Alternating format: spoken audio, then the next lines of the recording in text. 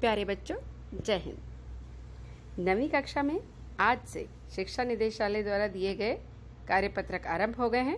आज नवीं कक्षा में हमारा पहला कार्यपत्रक है अपठित गद्यांश। अपठित यानी जो आपने पहले न पढ़ा हो, ऐसा एक गद्यांश। आपने इस गद्यांश को पढ़ना है और इसके बाद जो पूछे गए प्रश्न हैं नीचे, उन प्रश्नों के उत्तर देने हैं। इन प्रश्नों के उत्तर इस बात पर निर्भर करेंगे कि आपने इस गद्यांश को कितनी अच्छी तरीके से पढ़ा है और क्या आपकी समझ में आया है। बच्चों, किसी भी चीज को जब हम पढ़ते हैं अच्छी तरह से तो एक ही बार में वो हमें समझ में आ जाता है।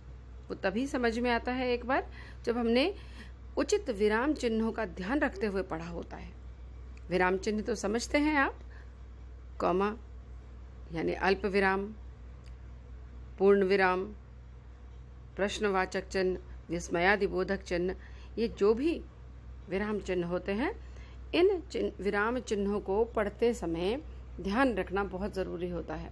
जैसे यदि मैं आपसे पूछूं कि आपका नाम क्या है, तो मेरी आवाज़ आप सुन रहे हैं ना, आपका नाम क्या है, क्योंकि इसके पीछे प्रश्नवाचक चिन्ह लगा हुआ है। तो हम इसे ऐसे ही पढ़ेंगे तो समझ में आ जाएगा। तो इस पूरे गद्यांश को आपको पढ़ना है और कैसे पढ़ना है ये मैं आपको पढ़कर बताती हूँ। आपको हमेशा कभी भी कुछ भी पढ़ना हो, आप इसी तरीके से पढ़ेंगे, तब आपको बार बार उसे रिपीट करने की ज़रूरत नहीं पड़ेगी, आपको एक ही बार में समझ में आ जाएगा। महात्मा गांधी जी की ये बात स्वच्छता पर भी लागू होती है कि अगर हम समाज में बदलाव देखना चाहते हैं तो सर्वप्रथम हमें स्वयं में ही बदलाव लाना होगा। हर कोई दूसरों की राह तकता रहता है और पहले आप में गाड़ी छूट जाती है। साफ सफाई से हमारा तन मन दोनों स्वस्थ और सुरक्षित रहता है। ये हमें किसी और के लिए नहीं वरन खुद के लिए करना है। यह जागरूकता जन जन तक पहुंचानी होगी।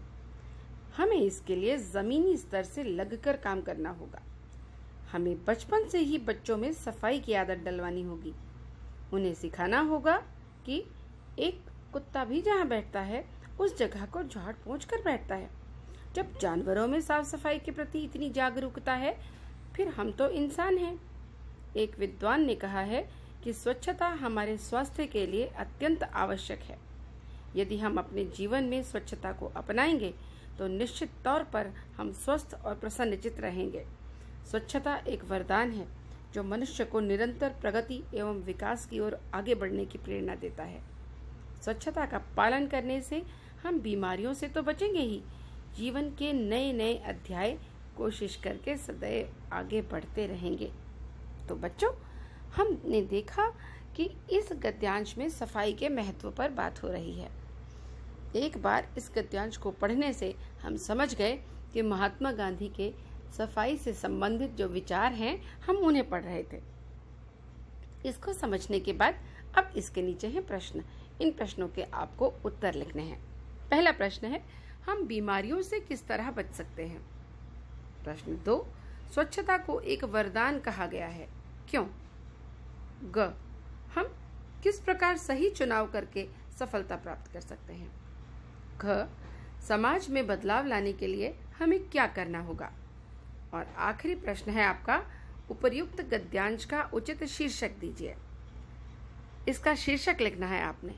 जैसे कोई भी हम लेख लिखते हैं, उसका एक टॉपिक लिखते हैं ना, कोई पाठ पढ़ते हैं आप, उसका एक नाम होता है ना, ऐसे ही आपको इसका सही शीर्षक लिखना है।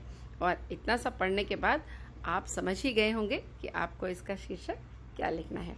तो आप जल्दी से इसे हिंदी की एक कॉपी बनाइए, उसमें इस कार्यपत्रक को और इसके प्रश्न उत्तर को उतार लीजिए। जब भी स्कूल खुलेंगे, हम लोग मिलेंगे, तब उन कॉपियों की आपको बहुत ज़रूरत पड़ेगी। पढ़ने के लिए भी, टेस्ट देने के लिए भी आगे आपको उनकी बहुत ज़रूरत पड़ने वाली है। आज का काम कोई बच्चा कल पर नहीं टालेगा और सभी बच्चे आज इस काम को करके व्हाट्सएप ग्रुप पर मुझे भेज देंगे।